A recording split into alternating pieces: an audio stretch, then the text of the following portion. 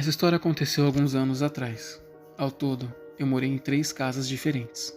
A primeira até os meus 15 anos, a segunda morei por mais 7 anos e a minha atual. A história que conto hoje passou-se na primeira casa, quando eu tinha 15 anos, já nos últimos dias em que moramos por lá. Meus vizinhos eram muito estranhos, sempre escondidos como os bichos do mato.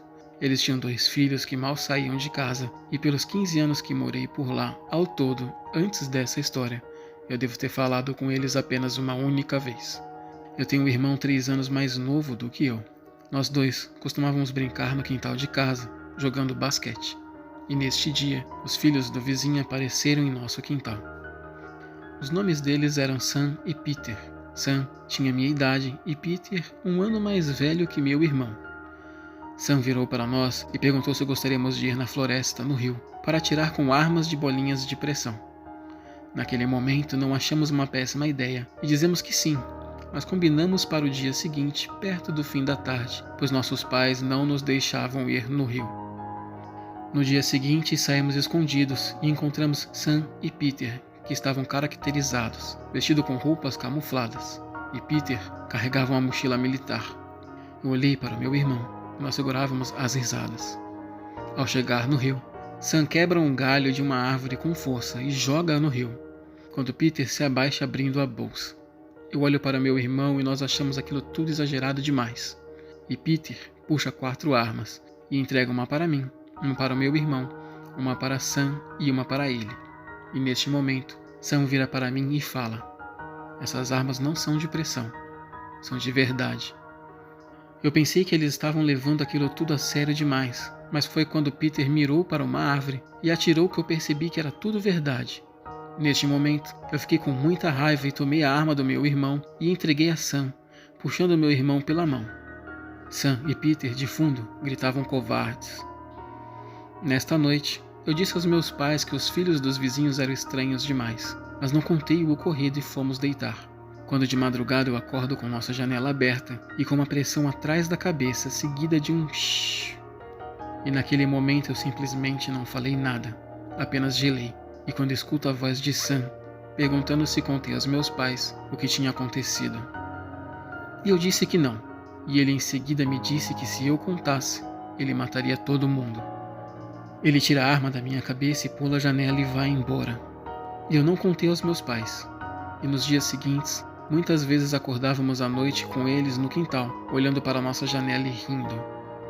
Um dia antes de partirmos dessa casa, escutamos barulhos de pedras batendo na janela. E quando vimos, eram os 2 novamente em nosso quintal, apontando as armas para nós e em seguida gritando covardes. Eu dei graças a Deus que fomos embora daquele lugar, e nem eu e nem meu irmão tivemos a coragem de contar para nossos pais o que tinha acontecido. Atualmente me encontro em uma situação difícil. Eu não sei exatamente o que fazer, então vou contar essa história do início. Eu tenho um vizinho que se chama Charlie, e alguns meses atrás o seu filho desapareceu. Na época, foi uma grande comoção em nossa cidade, mas Charlie nunca pareceu assim tão abalado. Ele muitas vezes se recusava a falar sobre isso, ou ficava esquisito quando tocado no assunto. Após alguns meses, nunca mais tivemos notícias sobre o andamento da investigação, e nós frequentávamos a casa de Charlie com frequência. Minha esposa é amiga de sua esposa, mas não temos coragem de perguntar como anda o caso, ou se já encontraram o corpo de seu filho. Creio que eles apenas aceitaram o pior e resolveram seguir a vida. Atualmente, Charlie veio me pedir um favor. Ele me pediu uma pá emprestada, pois precisava realizar uma manutenção em seu quintal, e disse que me devolveria a pá em no máximo 2 dias. Eu, sem pestanejar, emprestei uma das minhas 2 pás para ele. Depois de alguns minutos eu subo para o meu quarto no 2º andar da minha casa, e da minha janela dá de cara para o quintal de Charlie, onde posso vê-lo praticamente completo. Quando vejo Charlie no canto cavando um buraco fundo, ele estava se esforçando ao máximo e com muitas dificuldades, já que ele é um homem com quase 60 anos. Eu resolvo descer pegando minha outra pá na garagem e indo até a sua casa para ajudá-lo, e quando começo a entrar em seu quintal, e Charlie me ver indo até a sua direção, ele simplesmente para o que está fazendo e vem com tudo até a minha direção, correndo, praticamente gritando, dizendo que não precisa de minha ajuda. Eu insisto, dizendo que nós dois dávamos contas do serviço no mesmo dia, e ele fica bravo mandando eu sair de seu quintal, me expulsando como se eu fosse um cachorro de rua. Então eu volto para minha casa e subo até o meu quarto e fico observando pela janela. Todo aquele comportamento me deixou muito desconfiado. Charlie nunca foi grosso com ninguém, e sempre que precisa de ajuda ele não se nega a pedir. Ele continua a cavar, e o buraco fica muito mais fundo.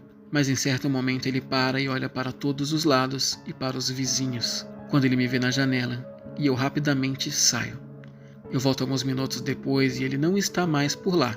Provavelmente desconfiou que eu estava observando. Mas eu penso que ele não vai desistir de seu objetivo e decido investigá-lo à noite, e eu estava certo disso. À 1h30 da madrugada eu escuto um barulho de pá cavando terra, e ele estava novamente por lá. Mas dessa vez estava muito mais escuro e eu mal conseguia vê-lo. Sei que isso é errado, ficar observando os vizinhos, mas isso não saía de minha cabeça, e então eu decido descer e ficar no meu quintal escondido, observando de longe. Em certo momento ele para. Parece que tinha chegado em seu objetivo, um buraco enorme parecendo uma cova, e ele sai do buraco e vai para sua casa. E esse foi o momento perfeito para entrar em seu quintal e ver o que ele tanto cavava. E ao chegar no buraco ao fundo, vejo sacos de lixos bem enrolados, lacrados e com um forte cheiro de podre. Aquilo me deixou muito apavorado. E o que será que tinha dentro daqueles sacos? Eu decido correr de volta para meu quintal, e foi por pouco, pois assim que eu volto ele sai de sua casa e vai direto aos buracos. Eu subo as escadas e continuo observando, retirando os sacos do buraco e colocando em sua picape. Eu fui dormir um pouco depois disso, e muito pensativo. Tudo aquilo não queria sair de minha cabeça. E por que ele cavou tão fundo e tirou aqueles sacos de lixos com cheiro horrível? Será que aquilo ali era seu filho? Pela manhã, quando acordo, a picape estava estacionada na rua e o buraco fechado. Nós nunca mais fomos os mesmos um com o outro. E outro dia eu o peguei olhando pela janela de sua casa para a minha, me observando.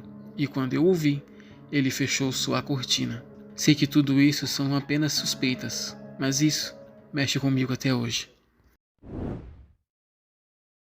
Eu acabei de me formar e estou em um emprego onde não ganho muito bem. Então resolvi alugar uma casa barata em um bairro simples na minha cidade. É o que meu salário poderia pagar. Meus vizinhos são muito estranhos. De um lado, um casal que escuta música alta quase o tempo inteiro. Do outro, moram duas mulheres. Uma senhora já na casa dos 60, com cara de mal encarada e muito grossa. E uma outra mulher na casa dos 35 por aí, com algum tipo de deficiência mental. Pois às vezes quando saio de casa as vejo no quintal. E certo dia, ela estava sentada de braços cruzados, com a cabeça baixa, indo para a frente e para trás, enquanto a outra tentava puxá-la. Muitas vezes ela aponta para mim e sussurra coisas no ouvido da senhora. Eu confesso que eu tinha medo disso, e depois de um tempo, sempre que as via no quintal, eu entrava em casa. Certa noite, eu estava deitada para dormir quando começo a escutar sons de gritos e quebra-quebra, como se alguém arremessasse coisas na parede. Isso durou por mais de 10 minutos, e eu decidi tocar na casa delas e pedir silêncio. Quando a senhora abriu a porta, eu fui a mais educada possível e pedi para maneirar no barulho, pois precisava descansar.